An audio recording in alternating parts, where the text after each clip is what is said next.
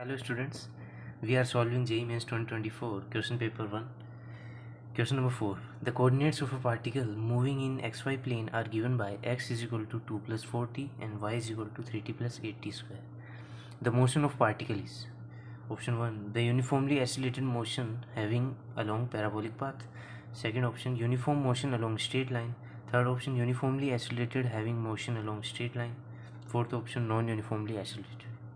Basically question को solve करने के लिए आपके पास दो हिंट होनी चाहिए। पहले आपको पता होना चाहिए यूनिफॉर्मली एक्सेलरेटेड मोशन और uniform motion and non uniform motion तीनों में क्या डिफरेंस होता है। दूसरा आपको पता होना चाहिए पैराबोलिक पाथ और स्ट्रेट लाइन। इनको बारी बारी समझते हैं। पहला है यूनिफॉर्मली एक्सेलरेटेड मोशन। ये ऐसी मोशन होती है जिसके अंदर एक्सेलरेशन होता है वो कांस्टेंट होता है, not zero but constant, any value other than zero. Uniform motion, इसके अंदर अपना जो एक्सेलरेशन है वो हमेशा जीरो रहेगा क्योंकि यूनिफॉर्मली बंदा मूव करता है जिसकी वेलोसिटी क्या होती है, कांस्टेंट होती है। नॉन यूनिफॉर्म मोशन,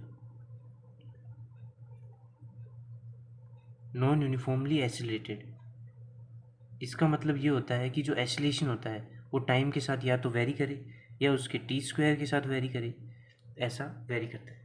ये आपको पता होनी चाहिए। दूसरा आपको पता होना चाहिए parabolic path. Parabolic path body तब फॉलो करती है जब कोई भी एक वैल्यू होती है वो उसके वाई स्क्वायर की प्रोपोर्शनल होती है। दूसरा स्ट्रेट लाइन, ये जब फॉलो करती है जब कोई बॉडी होती है वो किसी के डायरेक्टली प्रोपोर्शनल होती है, ये कंडीशन होती है। अपने क्वेश्चन के अंदर अपन को एक्स और वाई कोऑर्डिनेट्स दिए हैं जिसके अंदर एक्स कोऑर्डिनेट है वो टाइम के साथ डायरेक्टली प्रोपोर्शनल है और वाई कोऑर्डिनेट है वो टाइम के साथ डायरेक्टली भी है और टाइम के स्क्वायर के डायरेक्टली भी है। इससे अपन को पता चलता है कि जो मोशन होगी पार्टिकल की, ध्यान रखिएगा मोशन हमेशा डिस्प्लेसमेंट वाले कोऑर्डिनेट से देखी जाएगी।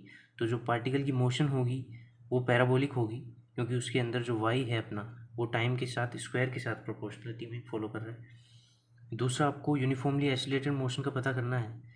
इससे आपको या फिर यूनिफॉर्म मोशन है उसका पता करना है। उसके लिए आपको इसकी वेलोसिटी निकालनी होगी। वेलोसिटी इन एक्स डायरेक्शन आपके पास आ जाएगी 0 + 4 यानी कि 4 एंड वाई डायरेक्शन के अंदर अपने पास आ जाएगी 3 + 16t। अब आपको इससे एक्सेलरेशन निकालना है। एक्सेलरेशन आएगा एक्स डायरेक्शन के अंदर 0 एंड एक्सेलरेशन आएगा वाई डायरेक्शन के अंदर 16। यहाँ पे एक्सेलरेशन अपने पास कांस्टेंट आ रहा है जिसका मतलब होगा कि अपने पास यूनिफॉर्मली एक्सेलरेटेड होगी मोशन और पैराबोलिक पाथ को फॉलो करेगी। Answer is first.